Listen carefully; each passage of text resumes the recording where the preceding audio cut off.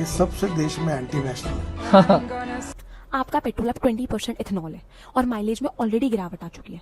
Government ने बोला है कि ये सिर्फ 1 से 2% की गिरावट है। इथेनॉल के कारण कोई गाड़ी खराब नहीं होती और ऐसा कोई प्रमाण नहीं, झूठे गाड़ियां बताई गई, प्रचार किया। बट डेटा कुछ और ही बोलता है। 36,000 लोगों के सर्वे में 66% of the people have disagreed to this. And talking about ICI Lombard ने इसका क्लेम देने से मना कर दिया, stating the reason that wrong fueling is considered to be contributory negligence. Government का क्लेम है कि इससे 1.06 लाख करोड़ रुपीस बचेंगे, लेकिन असल में फायदा किसका है? क्योंकि नितिन गडकरी ने इस पॉलिसी को सबसे ज्यादा पुश किया है और उनके बेटे की कंपनी CIAN एग्रो ने 2184% रेवेन्यू इंक्रीज किया है। मींस रेवेन्यू 18 करोड़ से 524 करोड़ एक ही साल में इंक्रीज हो गया। और जवाब में गडकरी जी ने बोला है कि उनके बेटे की कंपनी सिर्फ 0.5% सप्लाई करती है।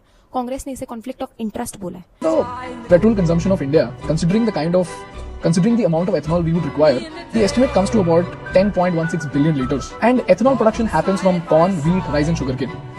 And out of these 4 crops, 3 crops are water guzzling crops. So अभी बैंगलोर में वाटर क्राइसिस चल रहा है। बीएमसी ने बस एक नोटिफिकेशन दिया, they're going to cut the water supply ये by जो 5%. आर्ग्यूमेंट करने वाले लोग हैं ना, हाँ ये सबसे देश में एंटी नेशनल है। देश में पानी की कोई कमी नहीं है। मैं वाटर रिसोर्स अच्छा। मंत्री हूं, हाँ।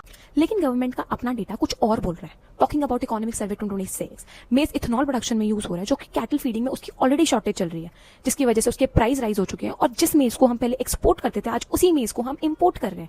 सेविंग रियल है, फैमिली इनकम रियल है, इवन प्राइस राइज भी रियल है। तो अब आप बताओ कि इनमें से कौन सी चीज ज्यादा हो रही है?